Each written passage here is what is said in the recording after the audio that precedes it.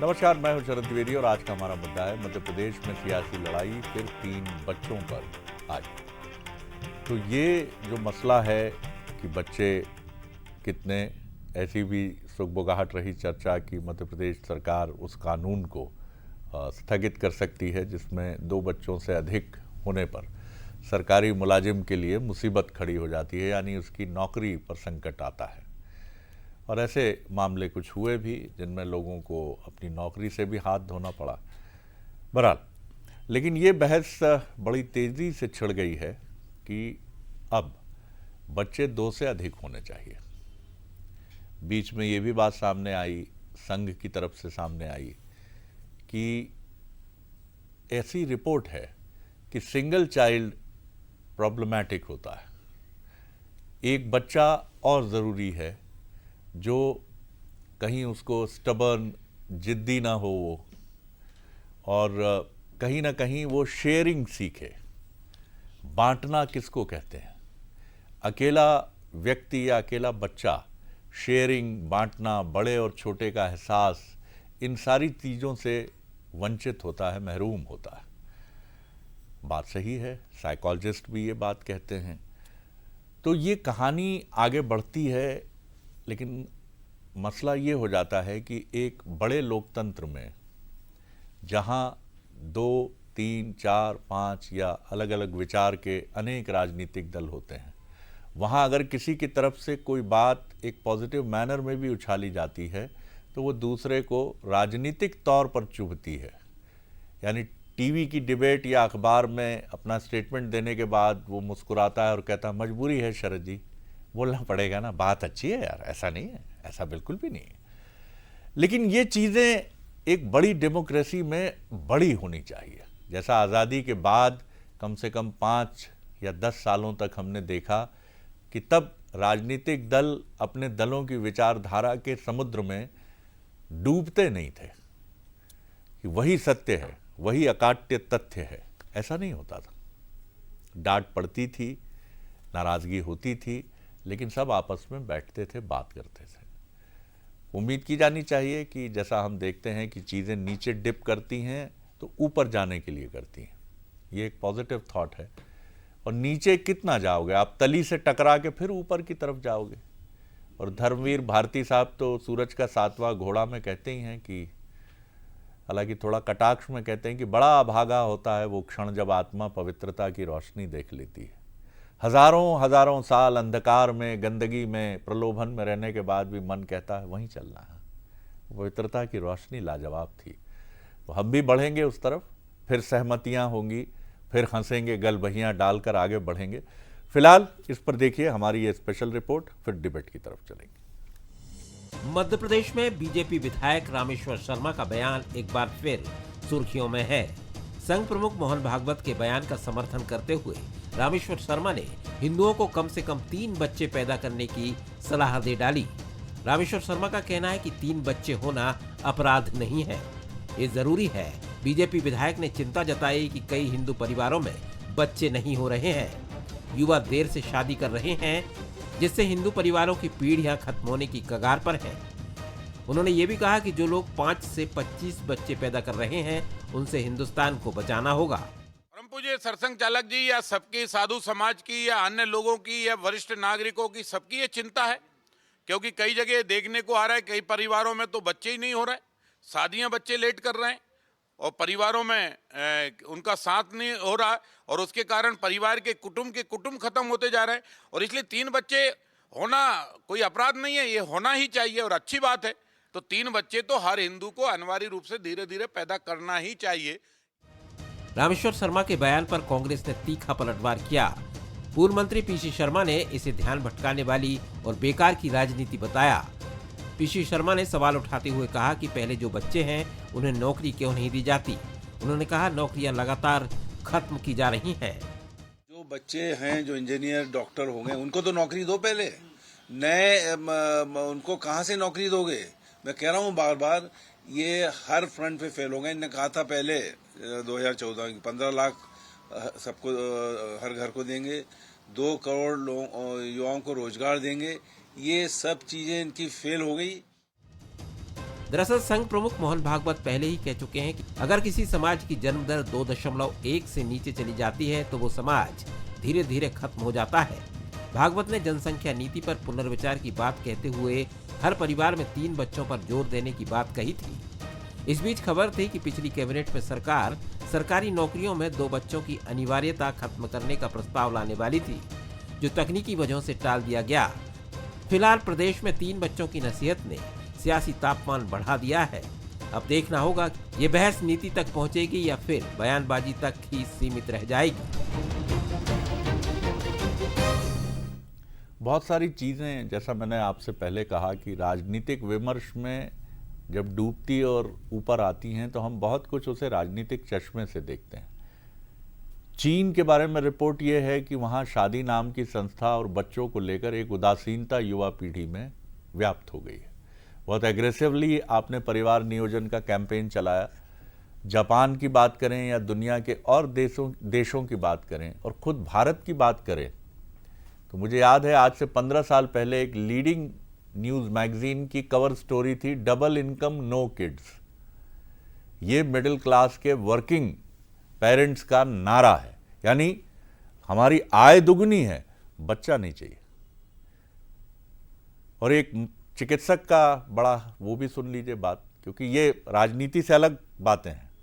उन्होंने कहा 21वीं सदी संतानोत्पत्ति से जुड़े चिकित्सकों की और मनोचिकित्सकों की होगी।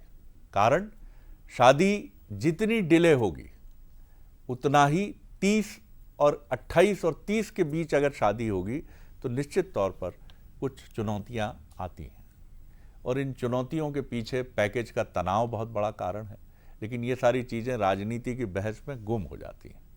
आज आप आसपास देखेंगे ऐसे बहुत से कपल मिलेंगे आपको जिनके पास बच्चे नहीं हैं, वो 35 के भी हैं, 40 के भी हैं, और आप उनसे पूछेंगे तो वो हंस के टाल देंगे कि हम ही अभी बच्चे हैं साहब, क्या बच्चों की बात। बहरहाल बंसल न्यूज़ के सवाल देखें, 3 बच्चों की नसीहत बीजेपी की सामाजिक चिंता है या सियासी एजेंडा?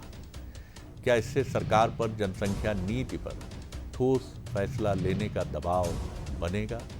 क्या कांग्रेस बेरोजगारी का मुद्दा उठाकर बीजेपी को आईना दिखा रही है? चलिए मेहमानों की तरफ चलते हैं और आज हमारे साथ हैं भूपेंद्र गुप्ता जी, वरिष्ठ नेता कांग्रेस के, वरिष्ठ स्पोक्स पर्सन। बहुत स्वागत है भूपेंद्र जी आपका। उनके साथ हैं अजय सिंह यादव जी, युवा नेता बीजेपी के प्रवक्ता, उनका बहुत स्वागत है। और साथ ही वरिष्ठ पत्रकार, राजनीतिक विश्लेषक संदीप पौराणिक जी हैं, उनका भी स्वागत है। संदीप जी, कैसे देखते हैं आप राजनीतिक बहस की वजह से ये विषय, कई बार बहुत सारे लोगों को लगता है कि ये एक ऐसा विषय है जिसमें एक तरफ से हाँ है और एक तरफ से ना है, लेकिन उसके पीछे भी बहुत कुछ है। बहरहाल आप कैसे देखते हैं? देखिए शरद जी, ये जो बात है ये राजनीति की है और राजनीतिक नेता अपनी तरह से उसकी व्याख्या कर रहे हैं, बात कह रहे हैं। लेकिन सबसे बड़ी बात यह है कि ये बहुत निजी मामला है कि आपके बच्चे कितने हों, ये व्यक्ति का अपने आधार पर तय करता है। उसकी आर्थिक स्थिति क्या है, सामाजिक क्या है, क्या ज़रूरत है, ये ठीक है। लेकिन एक पक्ष और देखता हूं मैं कि जो जनसंख्या कम हो रही है, एक बच्चे के माँ बाप हो रहे हैं, तो वहाँ रिश्ते खत्म हो रहे हैं शरद जी। आज कई परिवार आपको ऐसे मिल जाएंगे बड़ी संख्या में कि एक बेटा है तो उसके पास ताऊ और चाचा का रिश्ता नहीं बचा, उसके पास बुआ और मामा का रिश्ता नहीं बचा, तो कई रिश्ते खत्म होते जा रहे हैं। तो मुझे लगता है कि ये सामाजिक तौर पर इसका चिंतन होना चाहिए, इस पर बात होनी चाहिए। लेकिन साथ में जो चीज़ें जुड़ी हुई हैं, अगर आप जनसंख्या बढ़ाने की बात करते हैं तो आपको उसके संसाधन भी जुटाने पड़ेंगे। बेरोजगारी जिस तरह से बढ़ रही है, जैसा आपने कहा कि इतना तनाव में रहता है आदमी कि उसकी शादी देर से होती, बच्चे देर कम होते हैं, और उसका भी ये है कि खर्च, जो नया बच्चा आएगा उसका हम खर्च कैसे बढ़ाएंगे। तो मुझे लगता है कि बहुत सी चीज़ें इससे जुड़ी हुई हैं, लेकिन ये राजनीतिक बहस हो गई है। संघ प्रमुख ने कहा था, फिर रामेश्वर शर्मा ने उस बात को कह दिया, और अगर मध्य प्रदेश सरकार भी ये फैसला लेती है कि 3 बच्चों पे जो सरकारी नौकरी वाली बात है, तो एक सवाल और आएगा कि जिनके आज से 20 साल पहले 3 बच्चे हो चुके हैं, क्या उन्हें भी इस चीज़ का लाभ मिलेगा? तो चुनौतियाँ भी सरकार के सामने होंगी, हमें लगता है। और समाज की मानसिकता, माफ़ कीजिएगा ये बात मैं जोखिम उठाकर बोल रहा हूँ कि कई बार शादी ब्याह की जब बातें होती तो सुनकर बहुत अजीब लगता है कि सास भी नहीं है भैया और एक ही लड़की है, मतलब समझ रहे हो ना आप, कि उसके बाद जो कुछ है वो अपना ही है। मतलब क्या, कहाँ चले गए पौरुष, साहस, ये सब पीछे चलेगा, लेकिन ये आज हमारी बहस का हिस्सा नहीं है, क्षमा कीजिएगा। ये मैं नहीं कहता कि जनरलाइज है ये सारी चीज़ें, बहुत सारे लोग हैं जो गरिमा से इन चीज़ों को लेकर आगे बढ़ते हैं। भूपेन जी। देखिए, भारतीय जनता पार्टी के लिए तो ये जो मुद्दा है ये ना तो विज्ञान सम्मत है, ना समाज की व्यवस्था को लेकर है। उनके लिए ये नफ़रत का एजेंडा है, क्योंकि वो इस बात को कहने के बाद जो आखिरी बात कहते हैं कि 24 और 25 और फलाना, वो उनके नफ़रत के एजेंडे की अनफ्यूलिंग करता है, उसमें तेल डाल देता है। तो भारतीय जनता पार्टी के लिए ये नफ़रत का एजेंडा है। लेकिन जो आपने बात की है वो बात जो है विज्ञान सम्मत है और उस पर विचार पूरी दुनिया में हो रहा है, अकेला भारत में नहीं है। कि जो है जैसे जो 2.1 का जो TFR चाहिए, उसमें जो है मध्य प्रदेश तो खैर चिंता से बाहर है, यहाँ पर 2.3 TFR है, और हमारे जो रूरल इलाके में है वो भी ज़्यादा है, 2.6 के आसपास है। तो मध्य प्रदेश उस जो जिसको कहते हैं जनसंख्या प्रतिस्थापन, उस रेंज से हम बाहर हैं, और यहाँ पर कोई इस तरह की बातचीत करना एक जो है मूर्खता की बात है।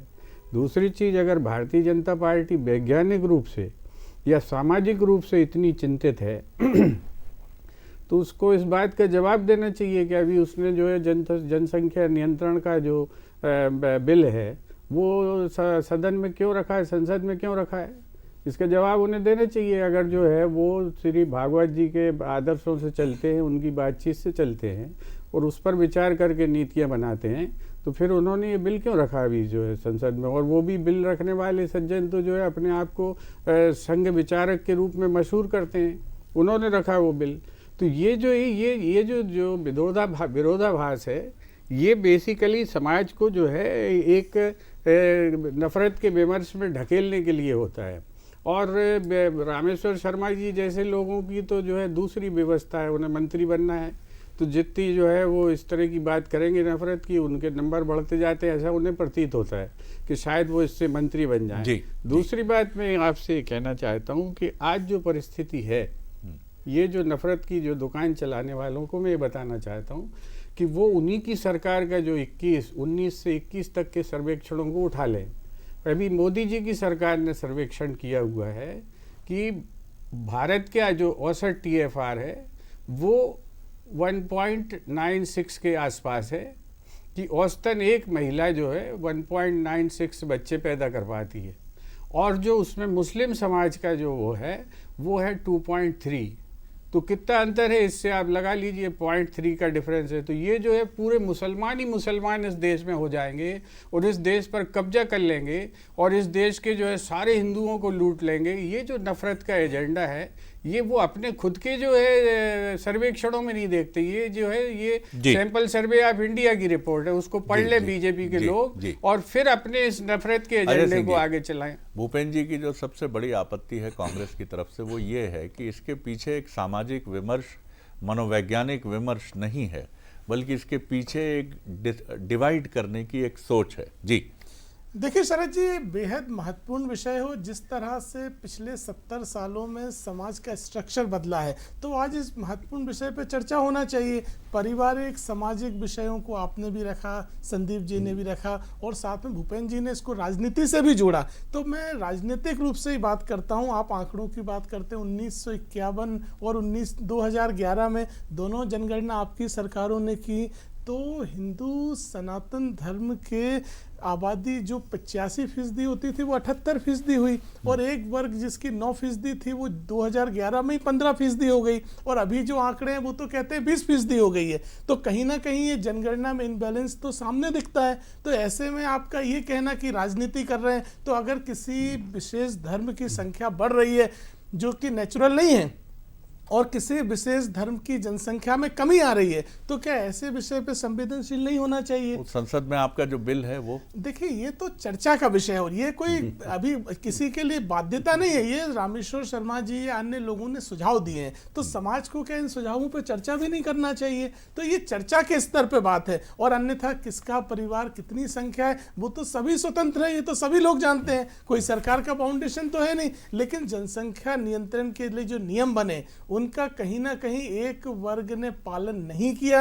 और उसको एक आबादी जिहाद जैसा छेड़ दिया। मैं तो स्पष्ट तौर पे कहता हूं, इसके कई प्रमाण भी दिखाई देते हैं और साथ ही परिवारों का स्ट्रक्चर और जिस तरह के डॉक्टर्स की सुझाव भी हैं वो भी सामने है। तो ऐसे में अगर समाज में इस चीज़ पे विचार किया जाए कि 2 से अधिक बच्चे हों और परिवार उनका पालन पोषण करने में सक्षम है, तो इसमें कांग्रेस को क्या आपत्ति है? क्या एक वर्ग की संख्या का रेशो गिर जाएगा, इससे आपको परेशानी है? अरे आपके भी पूर्वजों में रहे होंगे, आप भी जो पिछली पीढ़ी में रहे होंगे, तो आपके भी तो भाई बहन एक समृद्ध परिवार रहा होगा, तो उससे कहाँ दिक्कत होती थी? मुझे नहीं आता है समझ में। लेकिन इन चीज़ों पर राजनीतिक एंगल नहीं देखना चाहिए, समाज का भी एंगल देखें और साथ ही अगर कोई जिहाद जैसी चीज ला रहा है तो उसके लिए तो फिर सचेत रहना ही पड़ेगा।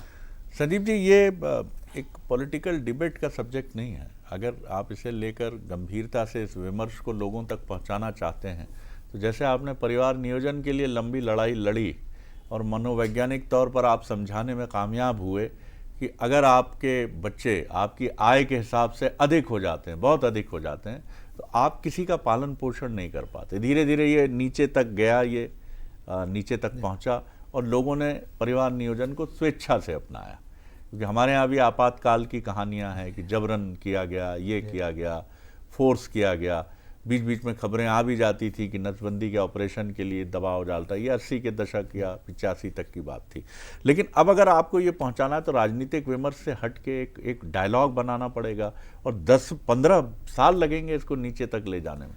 देखिए शरद जी, मैंने जैसे पहले कहा कि ये व्यक्तिगत मामला है और समाज का है। विमर्श तो इसके लिए जरूरी है, क्योंकि जब परिवार ही इसके लिए तैयार नहीं होगा कि कितने बच्चे हों, कितने बच्चे, तो फिर कैसे हो जाएगा? तो आपको, जैसा आपने कहा ना कि जनसंख्या नियंत्रण के लिए जैसा एक माहौल बनाया गया, ऐसा ही परिवारों के बीच ही आपको माहौल तैयार करना पड़ेगा कि अगर एक बच्चा है तो क्या परेशानी है। जैसा आपने कहा कि शेयरिंग नहीं कर पाता, मैंने कहा कि जैसे रिश्ते खत्म हो रहे हैं, तो ये दिमाग में आपको बिठाना पड़ेगा और अपनी आर्थिक स्थिति के आधार पर ही व्यक्ति फैसला कर सकता है या वो दंपत्ति फैसला कर सकता है। तो ये प्रक्रिया बहुत लंबी है।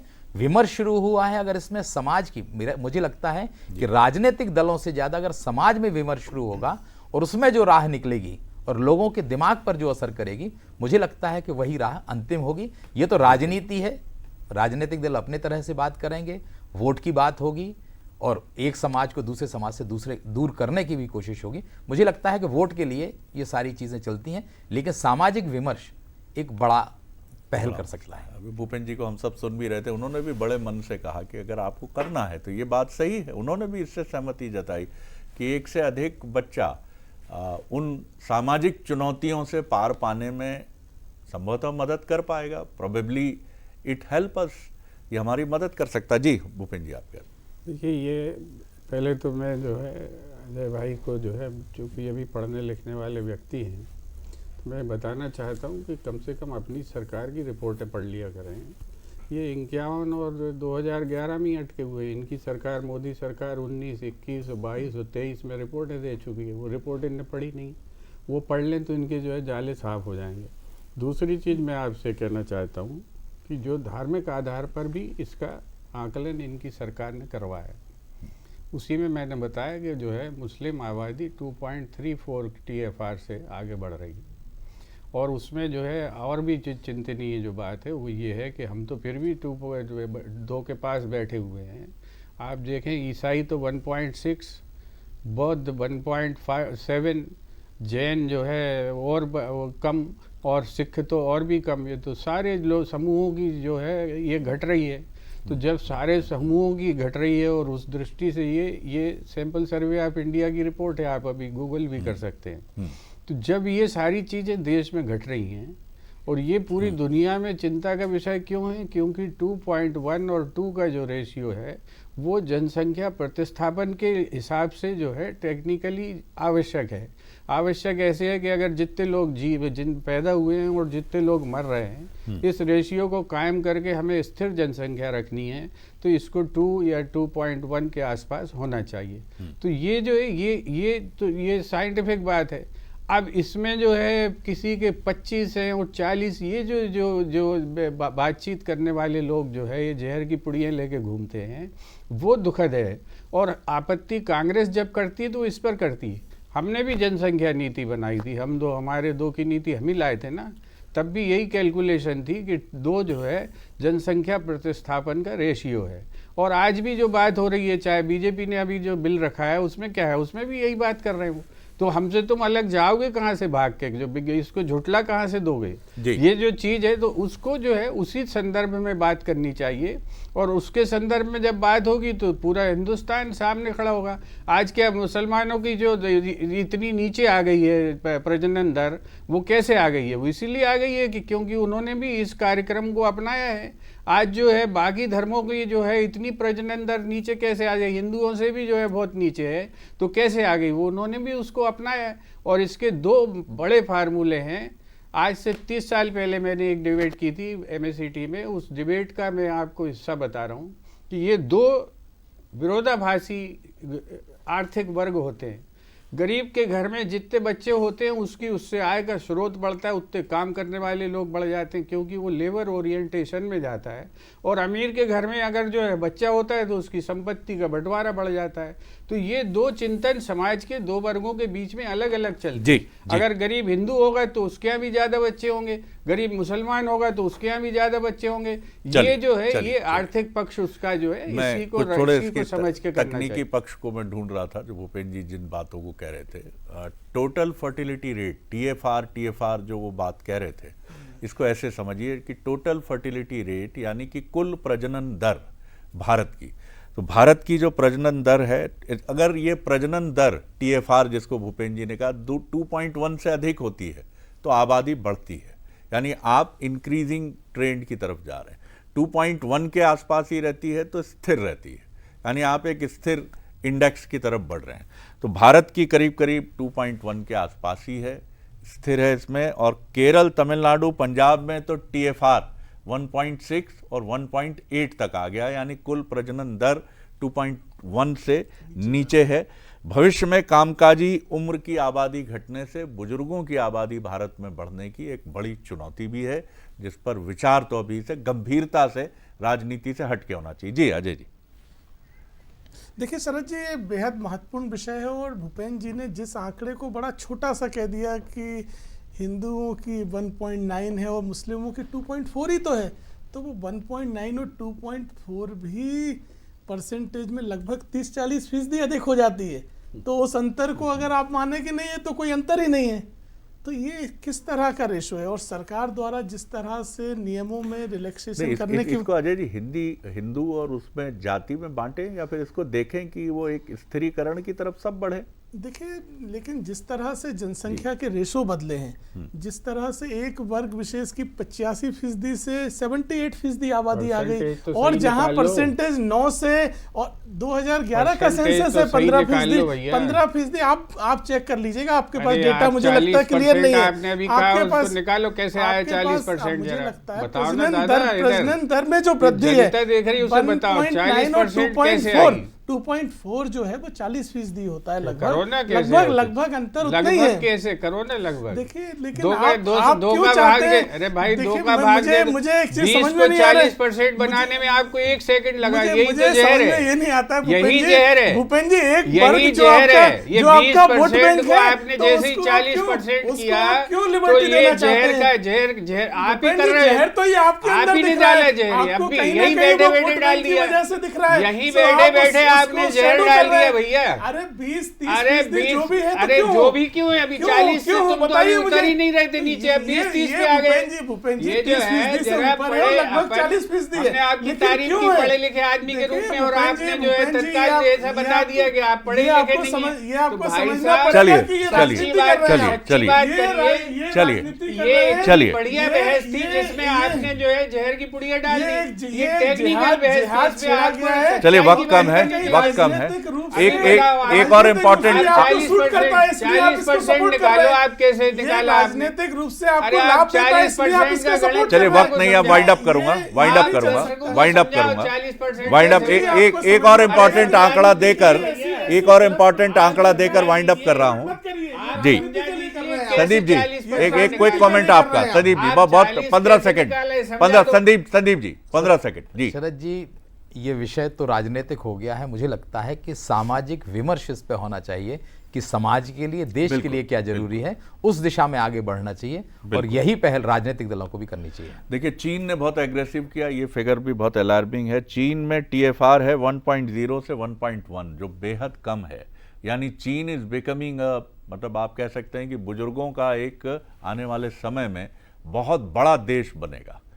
और ये चीन की चुनौती भी है। अब वो प्रमोट करने की कोशिश कर रहे हैं कि नहीं, शादी करिए, बच्चे करिए। यूरोप की बात करें तो वहाँ 1.4, 1.5 और इसमें लगातार गिरावट आ रही है। यानी वो चीन के पैमाने पर पहुँच सकते हैं। हमारे यहाँ 1.9 या 2.0 के आसपास आप कह सकते हैं TFR है। तो ये गंभीर विषय है, इसको राजनीतिक बहस में चलने दीजिए आप। ये आप दोनों के लिए ज़रूरी भी है और ये चलते रहना चाहिए, मैं इसमें कोई हर्ज नहीं देखता। लेकिन इसके गंभीर पक्ष को भी दोनों दलों को देश के सामने रखना चाहिए, क्योंकि 2065-70 के आसपास का जो भारत है उसका चित्र कैसा उभरेगा, ये देखना बहुत ज़रूरी है। आप सभी का धन्यवाद। प्राइम